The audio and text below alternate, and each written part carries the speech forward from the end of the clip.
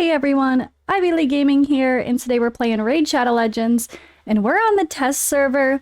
This is the final episode for this little mini season of my 10-pull challenge. So, Spider 10, you see, there's a reason for that. So, I actually... the truth is, I knew Spider 20 was literally impossible. Didn't even try. And then I just started doing Clan Boss instead, which definitely doesn't have as an exciting results when there's a lot of specific elements missing from the team. But luckily, I was talking about it and Odd One reminded me, just do Spider 10. Because guys, if in case you didn't already know, Spider 10 has an oddly wonderful drop rate. And you can get a lot of 5-star, like I did here, from farming stage 10.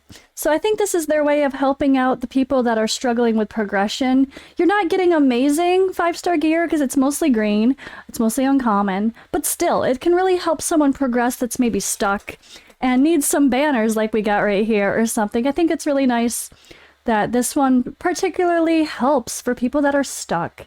And if you can't do Spider 20, don't do 17, don't do 16, do 10. So I'm actually going to show you guys what I ended up doing. So this little team, look at this, 59 seconds with a bunch of rares and Uko. So I'm going to play this quick so you guys can see the run. And then I'm going to take Uko out and see what happens.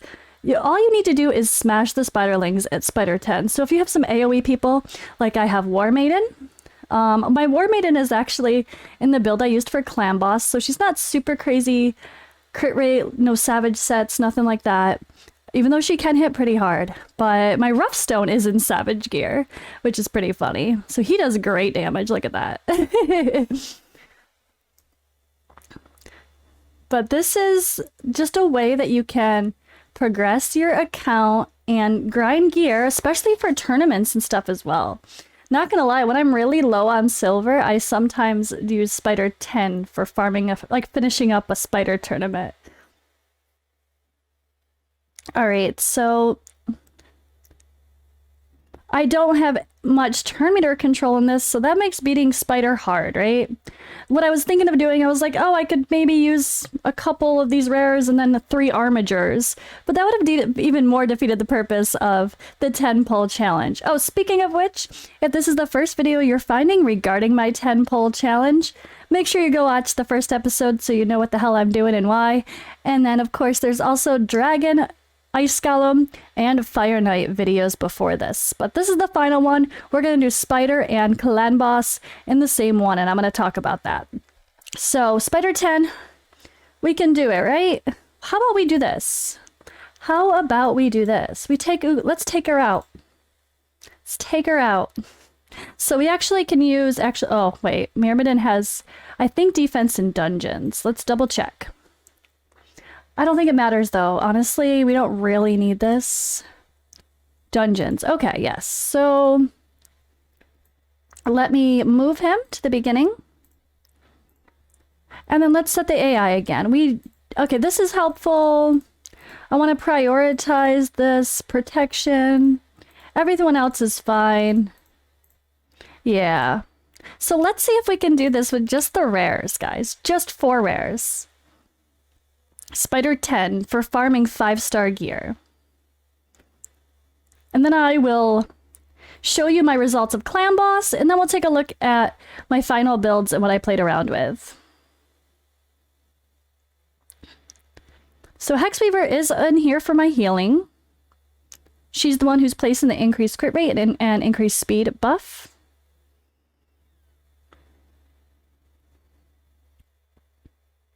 I want to see if we can do this without... Yeah, I mean, Uko didn't have crazy stats by any means either, and still could, like, one-shot these little baby spiders, so...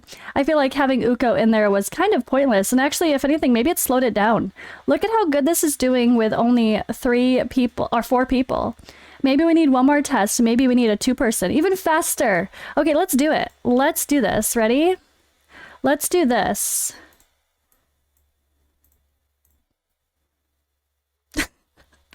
Let's do this. Can we do this with just my 2 damage dealers?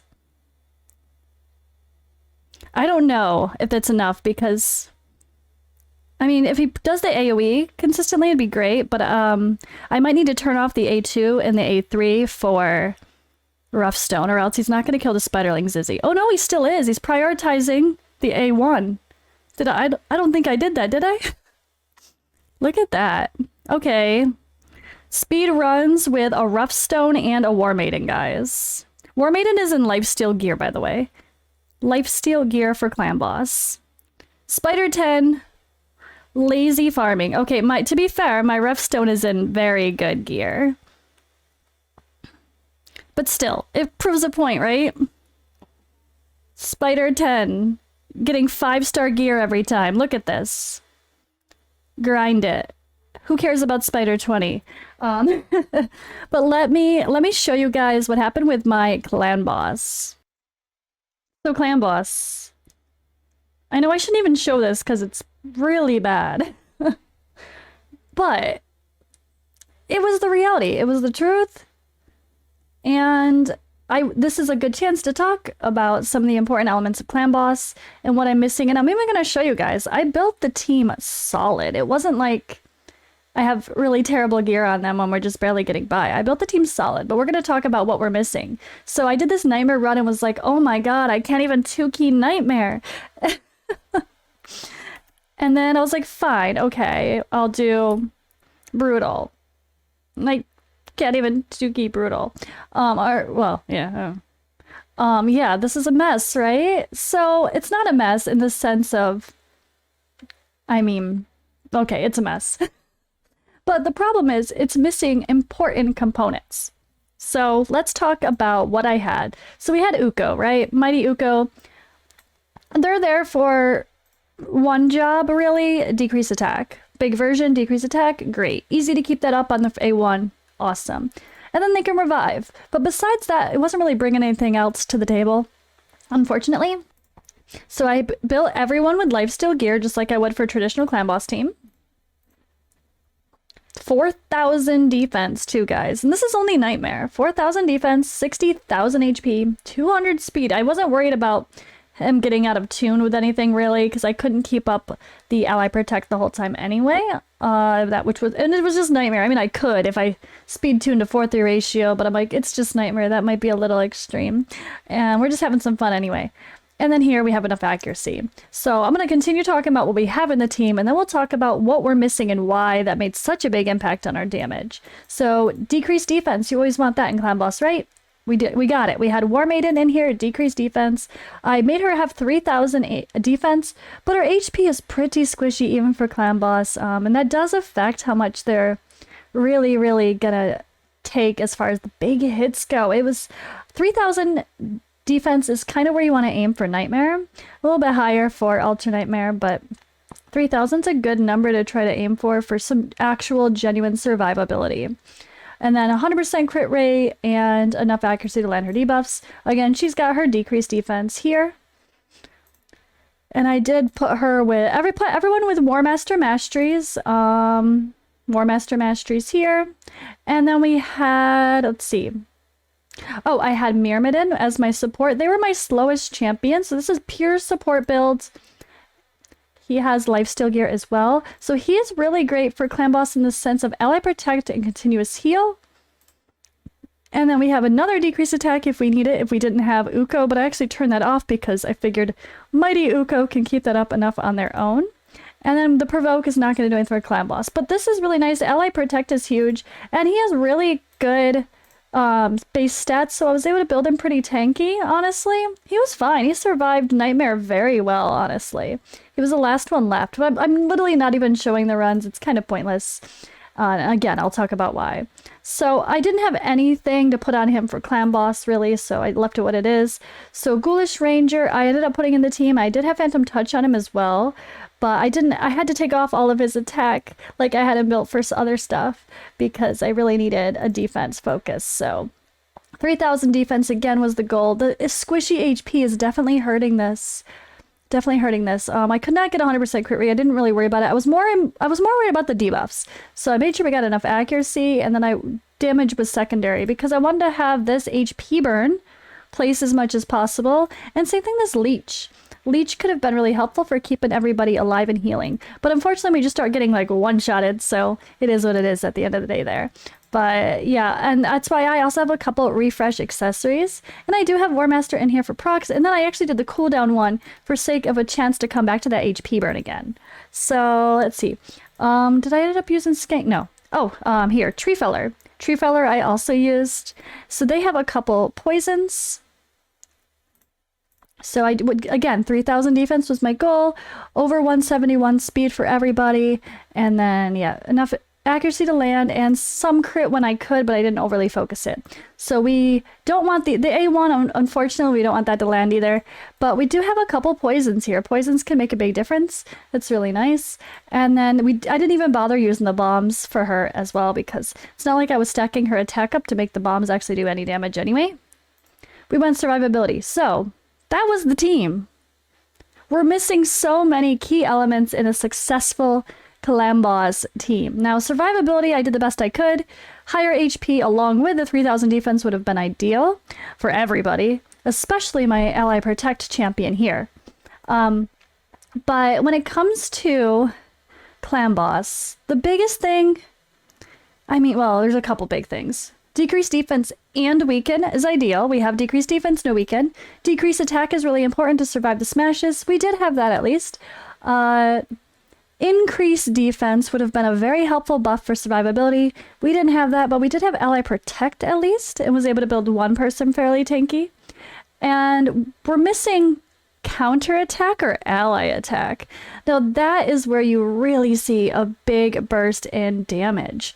And if we had that, it would have been so much better. But, you know, I didn't pull a Skull Crusher or any other wonderful legendaries like a Valkyrie, but, you know, that would have been cheating anyway if we did. But no counterattack and no ally attack. You could see how terrible the damage was. Luckily, we had some HP burns up. They didn't come up the whole time, though. And when it comes to poisons, all I had for poisons was a couple baby ones. A single poison here, and a couple poisons here, but they're the baby ones and they really don't do much, and they're not a guarantee. It's not a 100% chance to land all these. Plus, I don't have anybody in a toxic set because we needed lifesteal gear for the sake of healing and survivability. Unfortunately, his leech isn't reliable enough to depend on as the main source of healing, so I didn't depend on it. So in this case, Calamboss was a little bit disappointing, yes, but it's good. It's good to see these things. It's good to be realistic too. So, I mean, just think about the important elements you need in a Calamboss team. A lot of people don't realize how important, like, poisons are and how much damage. If you could stack up a ton of poisons, you're good to go. And that's why, like, Frozen Banshee and Grave Chill Killer together are a really, really good early game combo. If you have Frozen Banshee and Grave Chill, take out your Cal, you're going to do way more damage. Sorry, Cal, not sorry. And, I mean, there's counterattack and ally attack. At the end of the day, they just make such a big difference. And yes, there are unkillable comps, of course, as well, which don't necessarily need counterattack or ally attack to do good damage. But that's the other thing. It's like counterattack, ally attack, crazy shields for protection, or unkillable. Otherwise, your damage is just low, and that's the reality, right? That's the reality. So, unfortunately, or fortunately, depending on how you want to look at this, we're wrapping up the 10-pull challenge with a couple fails, but hopefully some newer players can at least heed the advice, and yeah, hopefully that was still a useful bit of content. Especially the Spider 10 is just so much easier to farm if you can't do Spider 20. And with these random ass rares and no turn meter control, I could have built Armiger. Oh my god. Armiger. Again, I could have built him again. Or Satyr. I could have used him again too. But not really. He's not as good for Spider. He's better for Spider. If you have multiple of him especially, but it's still Not quite the same, but these two together, Fire Knight, that was worth it. Let's see. Let me show you guys. So what did we not end up using? We did use Hexweaver again in a curing set for the spider run. At first, she's really, really helpful with the healing, and her heal is based on the allies' HP, not her HP, so a curing set was a better deal. I never ended up using Wagon Bane or Hellbearder or Boltsmith, so I probably should have tried to get them into one of the comps, but it depended on affinity and what we were doing, and it just didn't really make sense based on that. I did use Rough Stone in the comp for the spiders, so I should probably show you my crazy fun savage gear, right? We have some crazy savage gear on here. Oh shoot, so this is not as good as it should be. I should have 100% crit rate, but I was running him with increased crit rate, increased speed buffs, so I probably could have made, in a perfect world, this combo that I did with Roughstone and War Maiden would have been made better if I put her in there first to do this buff. So I forgot I had changed my builds for sake of Clam Boss, and so I didn't remember that I was going to need to have her in because my War Maiden actually had 100% crit rate. But we did stuff and things. We had fun. Let me know in the comments below too, guys. What do you think about this 10-pull challenge?